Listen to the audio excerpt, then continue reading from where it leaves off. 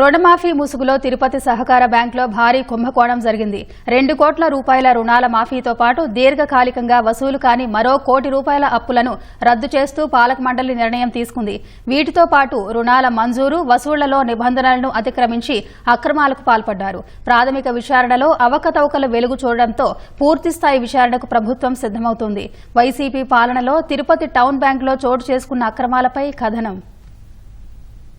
100 ఏళ్ల చరిత్ర, 535 కోట్ల రూపాయల లావాదేవీలు, 1,35,000 మంది ఖాతాదారులకు సేవలందిస్తూ ఆర్థిక పరిపుష్టి కలిగిన తిరుపతి సహకార బ్యాంకులో రుణమాఫీ పేరుతో కోట్ల రూపాయల కుంభకోణం జరిగింది. గడిచిన 5 ఏళ్లలో పాలక మండలి ఇష్టారాజ్యంగా వ్యవహరించడంతో కోట్ల రూపాయల ఖాతాదారుల సొమ్ము పక్కదారి పట్టింది. రిజర్వ్ బ్యాంకు నిబంధనల మేరకు రుణాలు మాఫీ చేయడానికి పాలక మండలికి అధికారం లేకపోయినా 2023-24లో 2 కోట్ల రూపాయల రుణాలను మాఫీ చేశారు. గడిచిన 5 ఏళ్లలో ఆస్తుల తనఖా, ఇతరుల పూచీకత్తు రుణాలు తీసుకున్న 50 మంది వ్యక్తుల మొత్తాలను మాఫీ చేస్తూ నిర్ణయం తీసుకుంది. కొన్ని రుణాలకు వడ్డీ మాఫీ చేయగా మరికొన్నిటికి వడ్డీ, అసలు మాఫీ చేశారు. వైసీపీ అధికారంలోకి వచ్చాక కొలువుదీరిన బ్యాంక్ పాలకవర్గం పలు వివాదాస్పద నిర్ణయాలు తీసుకుంది. సాధారణ ఎన్నికల సమయంలో వైసీపీ నేతలు సానుభూతిపరుల రుణాలను మాఫీ చేయడంతో పాటు దీర్ఘకాలిక అప్పులను రద్దు చేస్తూ పాలక మండలి నిర్ణయం తీసుకుంది. 3 కోట్ల విలువైన తనఖా, పూచీకత్తు రుణాలు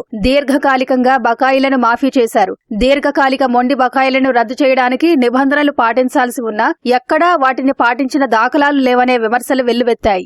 ఏదైనా రుణమాఫీ చేయాలన్నా, కార్పొరేషన్ ఏదైనా నిధులు ఇవ్వాలన్నా కూడా రిజర్వ్ బ్యాంక్ గైడ్ లైన్స్ తీసుకుని ఆ గైడ్ లైన్స్ ప్రకారమే ఇవ్వాల్సిన అవసరం ఉంది. కానీ తిరుపతి కార్పొరేషన్ ఏం చేశారంటే 50 మందికి 2 కోట్ల రుణమాఫీ చేశారు. ఎట్లా చేశారండి అంటే కరుణాకర్ రెడ్డి, అభినయ్ రెడ్డి అనుకుంటే చేసేయచ్చా? అంటే డబ్బులు ఎవరిదవన్నీ మా లాంటి ఎంతో మంది ఆ బ్యాంకుల్లో వేసిన డబ్బులు అవి. మీరు వైసీపీ నాయకులకి సంబంధించిన కార్పొరేటర్లు ఎవరైతే టౌన్ బ్యాంక్ ఎన్నికలు తెలుసు, టౌన్ బ్యాంకులో 11 మంది ఎలా గెలిచారో తెలుసు. మొత్తం నామినేటెడ్ చేసుకున్నారు, బెదిరించి భయపెట్టి. ఆ 11 మంది ఆ 2 కోట్లు కొట్టేశారు.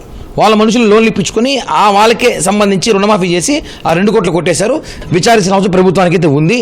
దీన్ని ప్రభుత్వం దృష్టికి తీసుకెళ్తామండి. తిరుపతి కోఆపరేటివ్ బ్యాంకులో చిన్న చిత్తగా మధ్యతర కుటుంబాలు కాయ కష్టం చేసుకునేటువంటి వాళ్ళు 2 కంతులు కానీ 1 కంతు కానీ కట్టకపోతే తిరుపతి కోఆపరేటివ్ బ్యాంక్ స్టాఫ్ దాదాపు 10 మంది 20 మంది ఇంటి దగ్గర వచ్చి డబ్బులు వాయించడం, వాళ్ళని హరాస్ పెట్టడం జరుగుతుంది. అటువంటి క్రమంలో ఈరోజు 2 కోట్ల రూపాయలు అవినీతి జరిగింది అని చెప్తే వాళ్ళ మీద ఎటువంటి సమగ్ర విచారణ చేయాలో ఒకసారి ఆలోచించాల్సిన అవసరం ఉంది.